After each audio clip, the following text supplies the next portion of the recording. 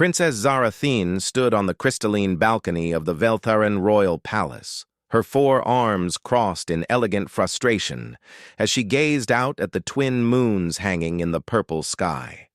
Her translucent blue skin shimmered with bioluminescent patterns that betrayed her emotional state, currently displaying sharp, angry streaks of crimson that pulsed along her elongated neck and shoulders. Another suitor had just departed, the 7th this month alone. Lord Kethmore of the Zephyrian Empire had arrived with great fanfare, promising vast fleets and territorial expansion through their union.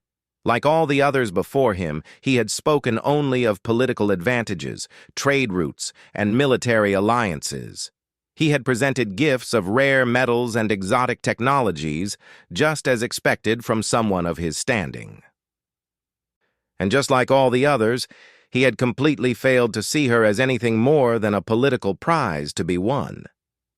"Your Highness," came the gentle voice of her personal advisor, Nithara, who approached with careful steps across the polished floor. "Your father requests your presence in the throne room. The Council of Elders wishes to discuss the next round of suitor presentations." Zarathin's patterns flared brighter with irritation. "Tell them I need time to consider Lord Kethamore's proposal," she said, though they both knew she had already made up her mind. The rejection would be delivered formally tomorrow, just as it had been for every other suitor over the past 3 years. Her father, King Velthar, had grown increasingly desperate. At 230 years old, Zarathin was considered well past the traditional bonding age for Veltharan nobility. Most princesses formed political unions by their 100th year, but Zarathin had consistently found fault with every candidate presented to her. The Crystalline Collective had sent their most brilliant scientist prince, who spoke for hours about quantum manipulations and dimensional research, but showed no interest in her thoughts on philosophy or art. The Nebula Federation had presented a warrior king who boasted of conquered worlds and subdued species, but grew uncomfortable when she asked about the welfare of conquered populations. The Stellar Dominion's chosen heir had impressive credentials in economics and resource management, but seemed genuinely puzzled when she inquired about his personal interests beyond governance. Each suitor had been perfectly qualified on paper. Each had been wealthy, powerful, and politically advantageous. And each had treated her like a beautiful trophy to be acquired, rather than an individual with her own thoughts, dreams, and desires. "Perhaps," Nithara suggested carefully, "your standards are simply too high, Your Highness. Many of these suitors have been genuinely impressive individuals from the galaxy's most prestigious civilizations." Zarathin turned from the balcony, her bioluminescent patterns shifting to a cooler blue that indicated deep thought. "Tell me, Nithara, in all your years serving the royal family, have you ever seen a genuine bonding based on mutual understanding and affection, not just political convenience?" The elderly advisor's own patterns flickered with uncertainty. "Well, your grandparents were said to have been quite devoted to each other. After 40 years of marriage and producing the required heirs," Zarathin pointed out, "they learned to care for each other through necessity and proximity. I'm asking about something different.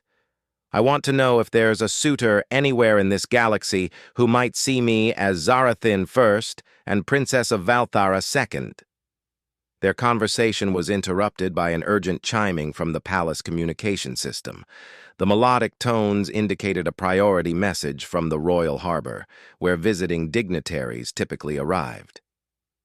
"Your Highness," came the voice of Harbor Master Quindel through the crystal speakers, "we have an unusual situation developing. A small vessel has just emerged from hyperspace and is requesting permission to dock.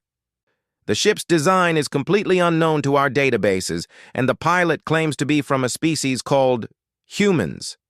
Zarathin exchanged glances with Nithara. Neither had heard of humans before, which was unusual given the extensive diplomatic records maintained by the Vaeltharan government. "Are they requesting an audience?" Zarathin asked, speaking toward the communication crystal. "That's the unusual part, Your Highness. They're not here for diplomacy or trade negotiations. The pilot says he's responding to what he calls a galactic personal advertisement that somehow reached his homeworld. He claims to be here as a potential suitor." The princess felt her patterns shift to bright yellow, the color of surprise and curiosity. A species so unknown that they weren't in the royal databases had somehow received word of her situation and traveled to Valthara? It seemed impossible, yet intriguing. "What's their ship's defensive capability?" Nethera asked, ever practical about security concerns. "Minimal, advisor. It's barely larger than a personal transport, with energy signatures suggesting basic propulsion and life support systems. No weapons detected. Frankly, it's remarkable that such a small vessel could make the journey to our system at all." Zarathin made a decision that surprised even herself. "Grant them permission to dock. Arrange a formal reception, but keep security present. I want to meet these humans." An hour later, she stood in the palace's grand reception hall, flanked by royal guards whose ceremonial armor gleamed under the prismatic chandeliers. The hall had hosted dozens of suitor presentations over the years, each more elaborate than the last. Kings and princes had walked through those massive doors bearing gifts worth planetary budgets, accompanied by retinues of advisors and attendants. When the doors opened to admit the human visitor, Zarathin was struck first by how utterly alone he was. No entourage, no guards, no servants carrying elaborate gifts. Just a single individual walking across the vast marble floor with what appeared to be complete confidence despite being obviously out of place. The human was smaller than she had expected, roughly her height, but with a more compact build. His skin was a warm brown color that remained consistently uniform, lacking the color-changing ability that most intelligent species possessed for emotional communication. His hair was dark and shorter than typical galactic fashion, and his clothing was simple, functional garments that suggested utility over decoration. What struck her most, however, were his eyes. Dark brown and remarkably expressive, they seemed to take in everything around him with genuine curiosity rather than the calculating assessment she was accustomed to seeing from visitors to the palace.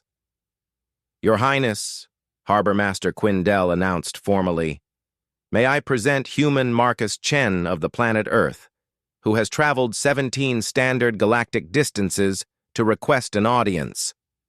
The human stepped forward and performed what was clearly meant to be a respectful bow, though it didn't match any traditional galactic protocols she recognized. When he straightened, he looked directly at her.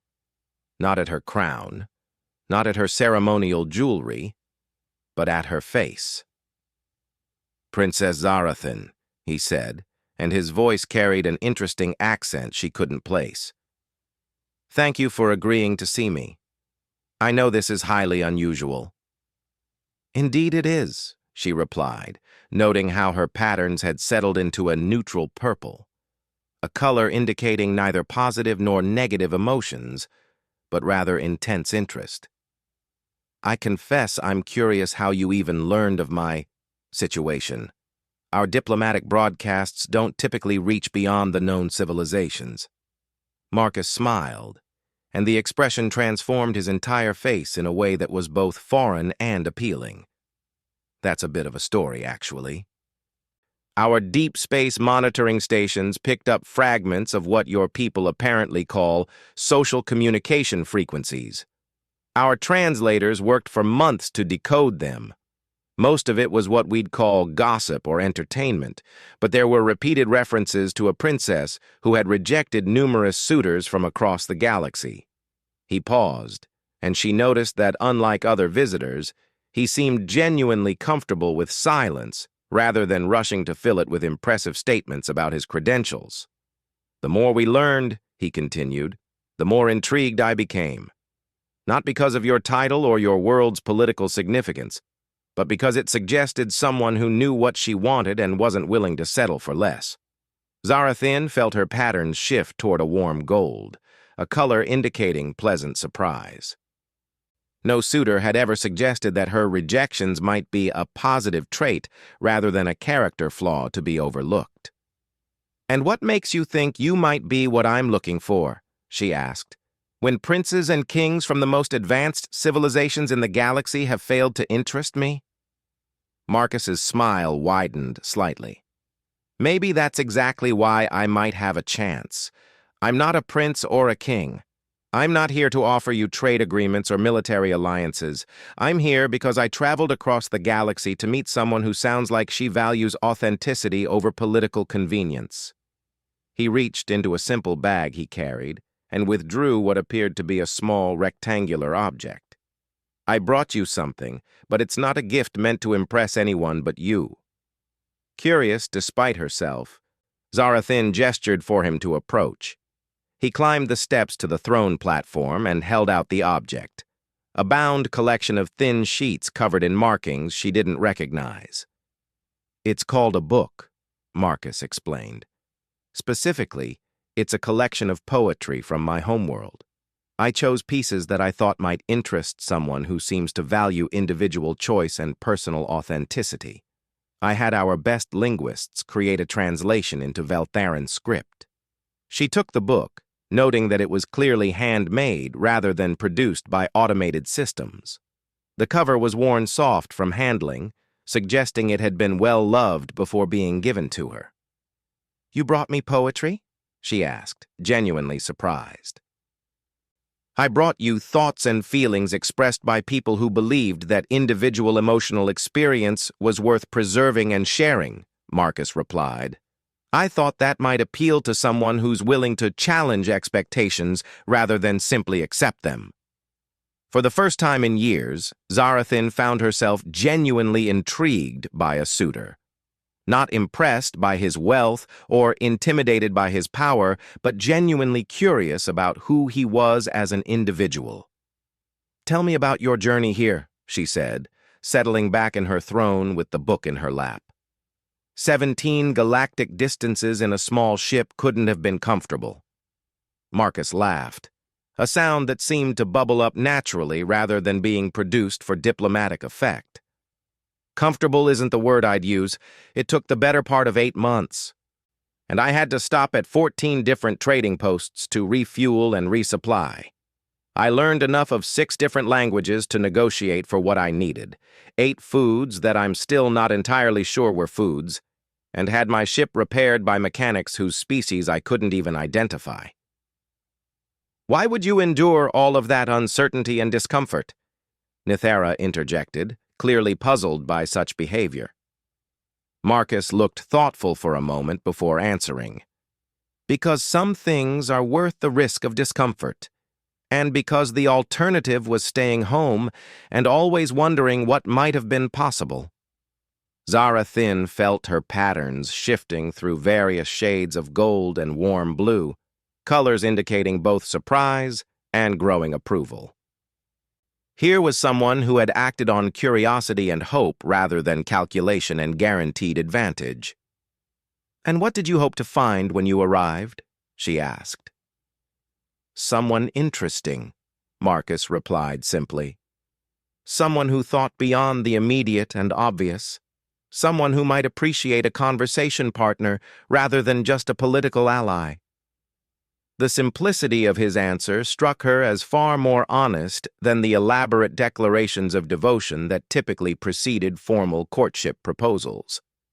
She realized that for the first time in years, she was looking forward to continuing a conversation with a suitor rather than politely enduring one. "Very well," she said, making a decision that surprised even herself. "Marcus Chen of Earth, you have my permission to remain as a guest of the palace while we determine whether your long journey was worthwhile. We shall see if your actions prove as interesting as your words." As the human was escorted to guest quarters, Zarathin found herself studying the book he had given her with genuine anticipation. For the first time in years, she was curious about what tomorrow might bring. The next morning brought something unprecedented to the Veiltharan royal palace. Princess Zarathin actually looked forward to breakfast. For the first time in months, she chose her attire carefully, selecting robes that would display her bioluminescent patterns to their best advantage while remaining appropriately formal. She had spent most of the previous evening reading the poetry collection Marcus had given her, finding herself surprised by the emotional depth and variety of human expression. The poems spoke of concepts that had no direct translation into Veiltharan, words like wanderlust and bittersweet that described complex emotional states her language addressed only through elaborate phrases. More intriguingly, many of the poems seemed to celebrate uncertainty and change as positive forces rather than obstacles to be overcome through careful planning.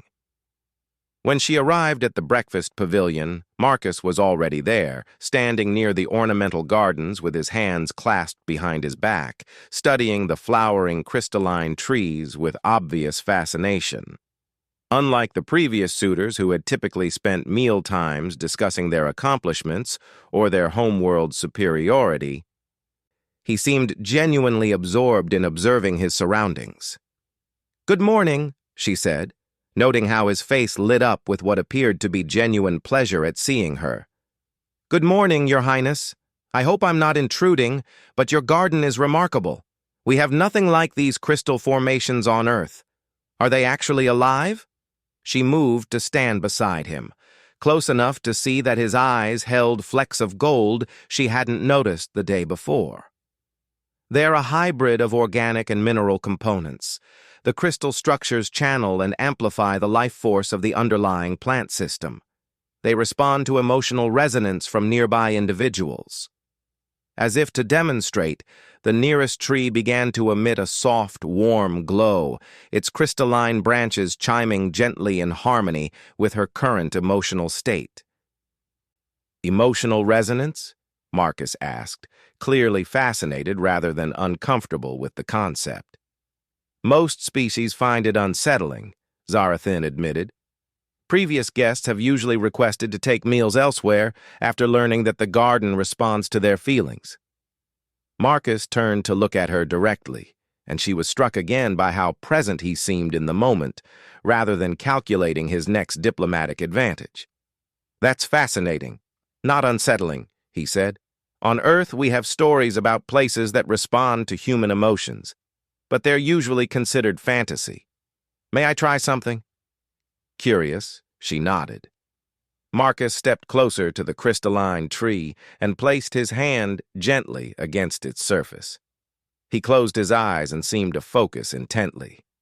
After a moment, the tree's glow shifted from warm gold to a complex pattern of blues and greens, accompanied by a melody unlike anything the palace gardens had produced before. "How did you do that?" she asked, genuinely impressed. "I thought about Earth," he explained, opening his eyes. "Specifically about rain falling on a forest in spring.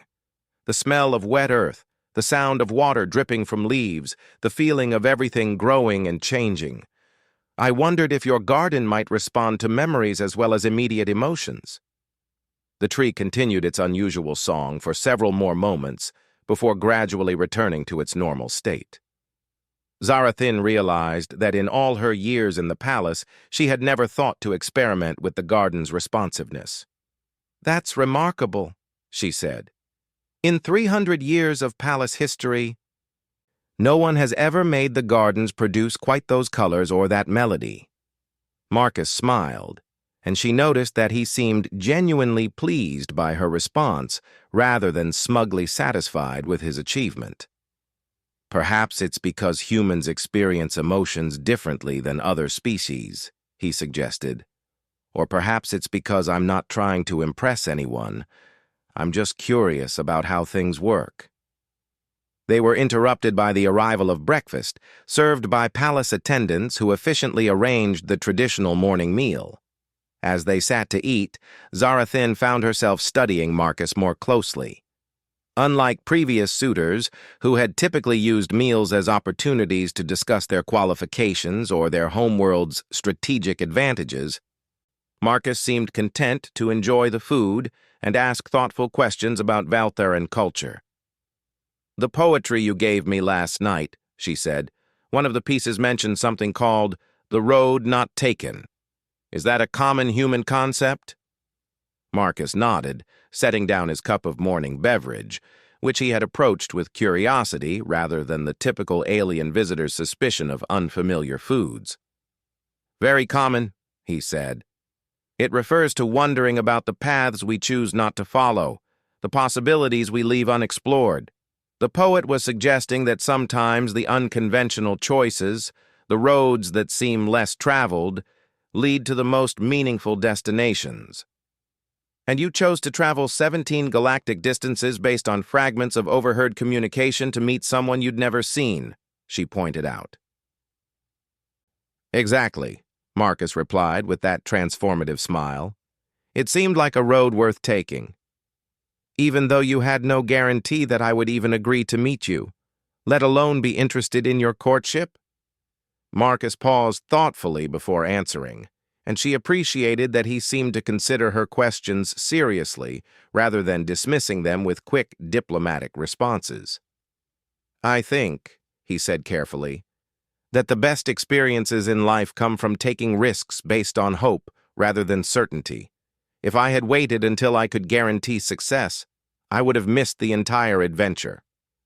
"Adventure?" she asked, noting how her patterns had shifted to curious orange. "The journey itself was incredible," Marcus explained, his enthusiasm evident. "I learned about species and civilizations I never knew existed. I saw nebulae and star formations that don't exist in Earth's region of the galaxy. I discovered that kindness and curiosity are apparently universal languages, even when spoken words don't translate." He paused to take another sip of his beverage, then continued. "But more than that, I learned something about myself. I learned that I'm braver than I thought I was, and more adaptable than I imagined. Even if this visit doesn't lead to courtship, even if you decide you're not interested in humans or in me specifically, I'll return to Earth as a better version of myself." Zarathian felt her patterns cycling through warm golds and blues as she processed this perspective. Every previous suitor had approached courtship as a transaction to be negotiated, with success measured by achieving the desired outcome. Marcus seemed to view it as an experience valuable in its own right, regardless of the result. "Tell me about your homeworld," she said, genuinely curious. "What's Earth like?" Marcus's face lit up with obvious affection. "Diverse beyond imagination. We have vast oceans and towering mountains, frozen poles and tropical rainforests, all existing on the same planet. But the most remarkable thing about Earth isn't the geography. It's the variety of life forms that have evolved there." He gestured expressively as he spoke, his hands painting pictures in the air. "There are creatures that generate their own light in the deepest oceans, birds that migrate thousands of kilometers following routes their ancestors established, trees that live for thousands of years and communicate through underground networks of shared nutrients." "That sounds remarkably similar to many worlds throughout the galaxy," Nithera observed, having joined them for breakfast as was customary when hosting visiting dignitaries. "Perhaps," Marcus agreed. "But what makes Earth unique is that humans aren't the dominant life form in the way that most intelligent species are on their homeworlds. We share the planet with millions of other species, and we've learned that our survival depends on maintaining relationships with ecosystems we don't fully control." He paused, seeming to gather his thoughts. "Most civilizations I've encountered on my journey here seem to have developed by mastering their environments completely. Humans developed by learning to adapt to environments that constantly change and challenge us. It's made us flexible in ways that might be unusual." Zarathin found this perspective fascinating. Valtheran civilization had indeed developed by achieving complete mastery over their crystalline homeworld. shaping it to serve their needs perfectly. The idea of a species that thrived on uncertainty and adaptation was genuinely foreign to her. "Is that why you were willing to undertake such an uncertain journey?" she asked. "Probably," Marcus admitted. "Humans have a saying, 'Fortune favors the bold.' We tend to believe that taking calculated risks often leads to better outcomes than avoiding all uncertainty." "And what calculations led you to risk 8 months of travel to meet me?" Marcus grew quiet for a moment, and she noticed that his emotional expressions seemed to cross his face without any apparent attempt to control them, a stark contrast to the carefully managed diplomatic masks worn by most visitors to the palace. "Honestly," he said finally, "it wasn't very calculated at all. I read about a princess who had rejected dozens of suitors because none of them seemed to see her as an individual worth knowing. That suggested someone with strong personal convictions and high standards, someone who valued authenticity over convenience, someone who might appreciate a conversation partner who was genuinely interested in who she is rather than what advantages she might provide." He met her eyes directly, and she noticed that, unlike other suitors, he didn't seem to be studying her reaction to determine whether his answer was having the desired effect. "I thought," he continued, "that if I could make the journey and prove that I was seriously interested in meeting her as an individual, she might be willing to give me a chance to show that not all potential partners view courtship as a political transaction." "And if she had refused to see you at all?" Marcus shrugged, a distinctly human gesture she was beginning to find charming. "Then I would have had an incredible adventure and learned that I was capable of more than I imagined. Not all worthwhile endeavors have guaranteed outcomes."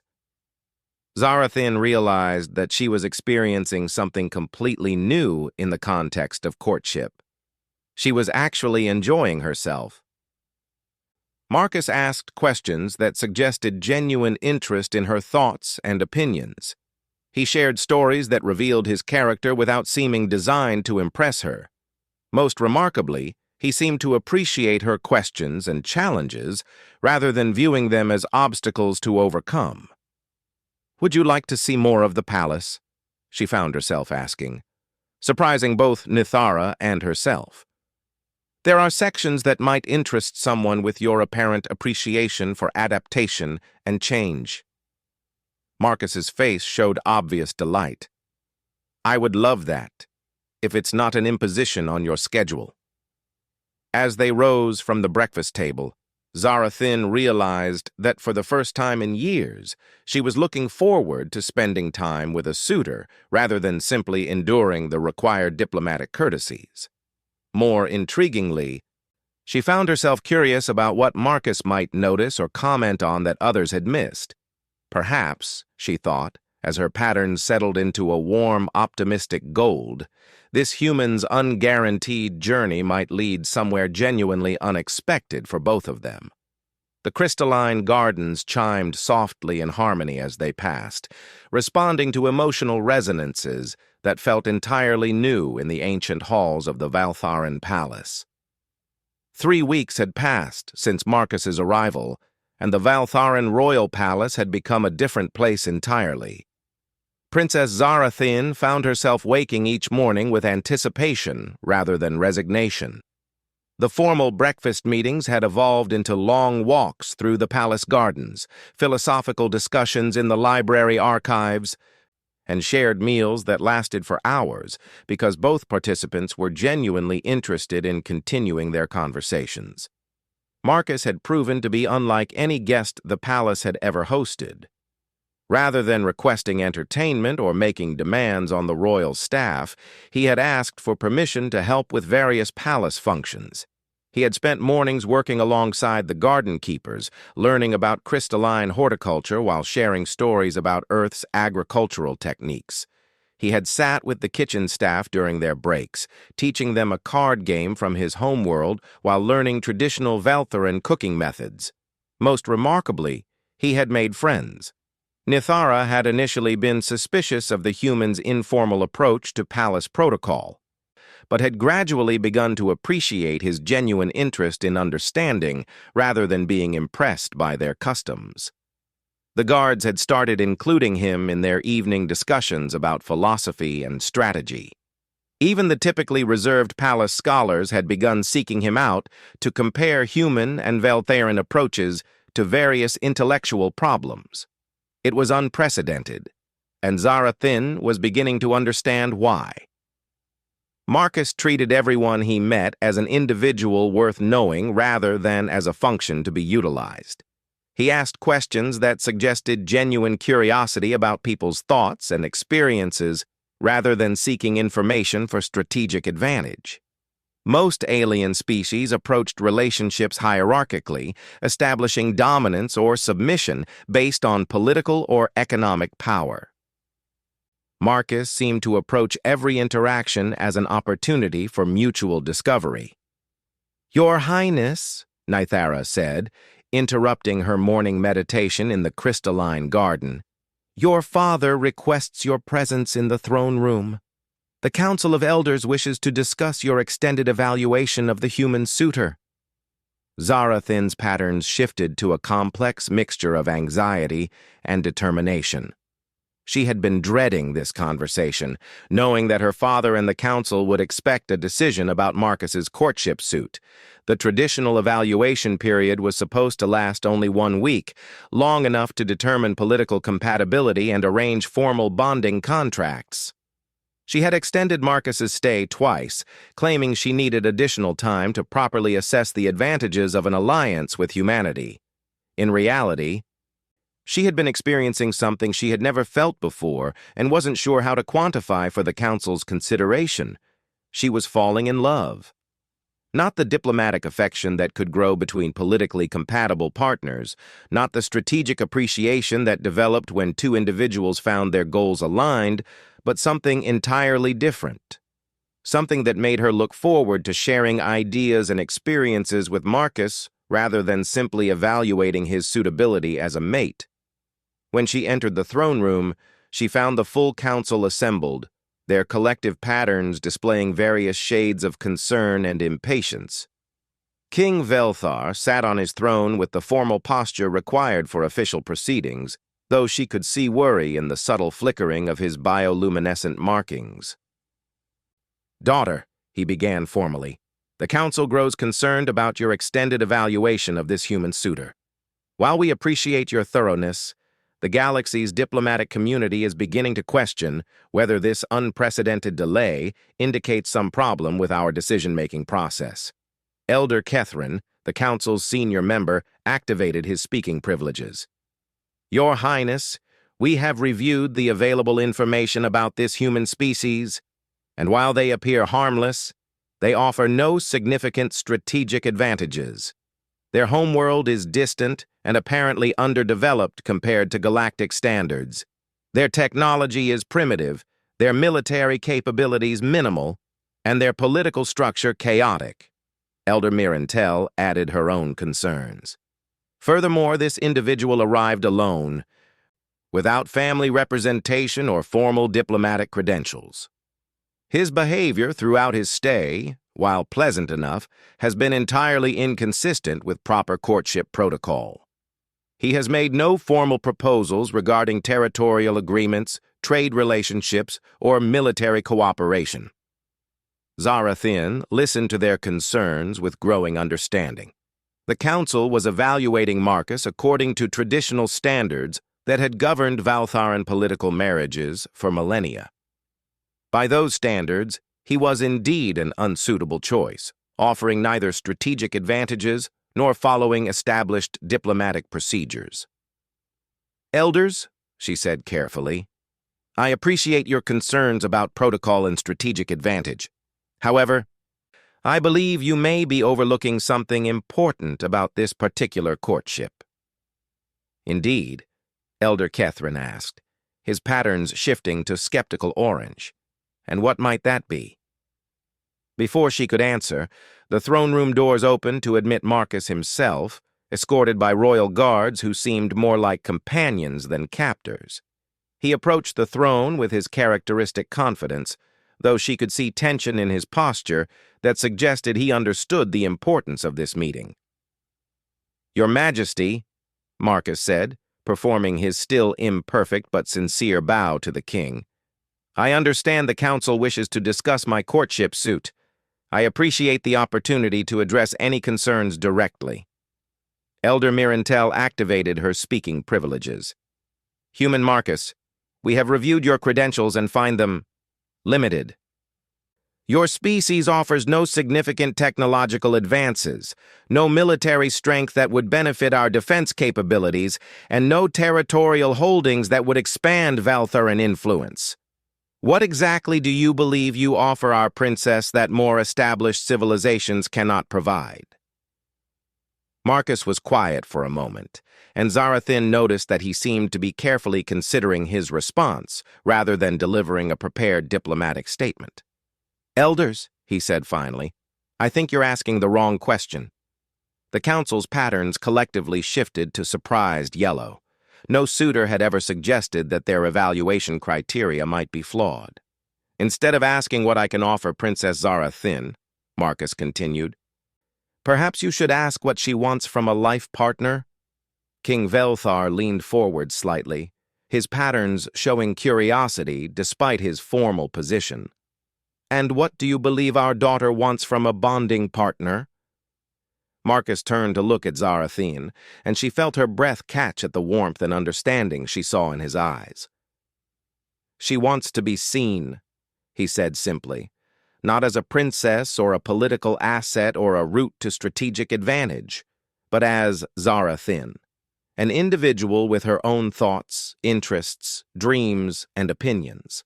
She wants someone who values her intelligence enough to engage with her ideas, someone who appreciates her independence enough to encourage her choices, and someone who cares about her happiness enough to prioritize it over political convenience." He paused, then addressed the council directly while maintaining his respectful posture. "You've evaluated dozens of suitors based on what they could provide to Vailthara through marriage to your princess. But has anyone ever asked what kind of relationship would make Zarathin herself happy?" The throne room fell silent. In 300 years of royal courtships, no one had ever framed the question in those terms.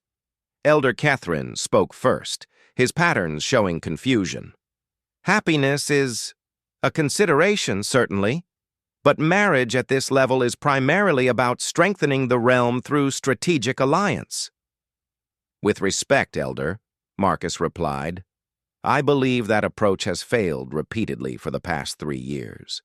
Princess Zarathin has rejected every strategically advantageous suitor you've presented, suggesting that strategic alliance alone is not sufficient for her." He looked around the room, meeting each council member's gaze before continuing. "On Earth, we have learned that partnerships based on mutual respect, genuine affection, and shared values tend to be stronger and more stable than those based purely on external advantages. Happy partners support each other more effectively. They make better decisions together. They're more resilient during difficult times." "And you believe you can provide this happiness to our daughter?" King Velthar asked, his tone carefully neutral, though his patterns showed growing interest. "I believe," Marcus said, "that I can offer her something no previous suitor has, a partnership of equals." Zarathin felt her patterns flare to brilliant gold as Marcus articulated something she had never been able to express clearly even to herself. "Every previous suitor has approached this courtship as a negotiation," Marcus continued. "They've presented their credentials and accomplishments as evidence that they deserve to acquire her. But Zarathin isn't a prize to be won or a resource to be acquired. She's an individual with the right to choose her own life path." He turned to face her directly, his expression open and vulnerable. "I can't offer vast fleets or expanded territories or advanced technologies," he said. "What I can offer is genuine partnership. I can offer someone who values your thoughts enough to seek your opinion on important decisions, someone who respects your intelligence enough to engage in real intellectual discourse, someone who cares about your personal fulfillment enough to support your individual goals and interests. Marcus stepped closer, close enough that she could see the sincerity in his eyes. I can offer you a relationship where you're valued for who you are rather than what you represent, where your happiness matters more than political advantage, where your choices are respected rather than managed. Zarathin realized that her entire court was watching her response, but for once she didn't care about their expectations or their diplomatic concerns. Marcus, she said, her voice carrying clearly through the silent throne room. Are you asking me to choose love over duty? Marcus smiled. That transformative expression that had fascinated her from their first meeting. I'm asking you to consider that love and duty might not be mutually exclusive. A marriage based on genuine partnership and mutual respect might serve Vylthera better than one based purely on political calculation. He gestured toward the council, though his eyes remained focused on her. Happy rulers make better decisions. Partners who genuinely support each other are stronger together than either could be alone. A royal marriage that demonstrates the possibility of choosing happiness over mere convenience might inspire positive changes throughout your realm. Zarathin looked around the throne room, seeing her father's carefully controlled curiosity, the council's mixture of confusion and growing interest, and the guards who had come to respect and like Marcus over the past weeks. Father, she said, addressing the king directly, I request permission to accept Marcus's courtship suit. King Velthar's patterns shifted through several colors before settling into thoughtful blue. Daughter, are you certain this choice is in the best interests of our realm? I believe, she said, feeling more confident than she had in years, that demonstrating the courage to choose authenticity over convenience may be exactly what our realm needs. And I believe that a marriage based on genuine partnership will serve both Vylthara and humanity better than any traditional alliance. She stepped down from the throne platform to stand beside Marcus, feeling her patterns settle into warm, steady gold. Marcus has traveled across the galaxy not to acquire a political asset, but to offer genuine partnership to someone he believes will value it. He has shown respect for our customs while maintaining his own integrity. He has treated everyone in our palace as an individual worth knowing rather than as a function to be utilized. She looked at each council member in turn before continuing. Most importantly, he has shown me that it's possible to be valued for who I am rather than what I represent. For the first time in my life, I've experienced what it feels like to be seen and appreciated as an individual. I believe that kind of partnership will make me not only happier, but also a better leader for our people. Elder Mirantel spoke carefully. And what of the strategic concerns? This human offers no military protection, no territorial expansion, no technological advancement. Marcus and Zarathin exchanged glances, and she saw that he understood her unspoken request for him to respond. Elder, he said respectfully, perhaps the greatest strategic advantage humanity can offer is perspective. We've learned to thrive through cooperation rather than domination, adaptation rather than control, and diversity rather than uniformity. Those might be valuable qualities for any civilization to cultivate. He paused, then continued with growing confidence. Furthermore, if this marriage leads to formal contact between our species, you'll be establishing relationship with a civilization that values individual choice and authentic connection.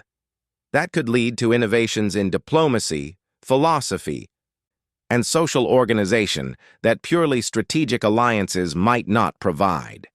King Velthar stood from his throne, his patterns shifting to decisive purple.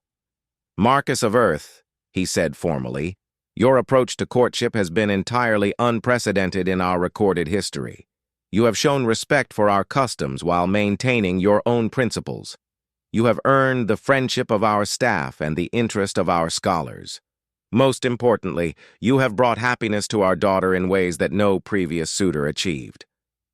The king's patterns brightened with warmth. "If Princess Zarathin believes that your partnership will serve both her individual fulfillment and our realm's interests, then House Velthar welcomes your courtship suit." As the throne room erupted in surprised but pleased chatter from the council members, Marcus took Zarathin's hand in his, a simple gesture that somehow felt more intimate and meaningful than all the elaborate romantic displays she had endured from previous suitors. "So," he said quietly, his eyes bright with joy, "was the unguaranteed journey worth the risk?" Zarathin felt her patterns cycling through every shade of happiness and contentment as she looked at this remarkable human who had crossed the galaxy to offer her something no one else had ever thought to provide, the chance to be valued for exactly who she was. "Marcus," she said, "I believe this is just the beginning of our adventure." The crystalline gardens outside the throne room began to sing with melodies no one in the palace had ever heard before, songs of joy and hope, and the peculiar magic that happens when two individuals choose authentic connection over safe convention. For the first time in the history of Valtharan royal courtship, a princess had chosen love over duty and discovered that perhaps they had always been the same thing,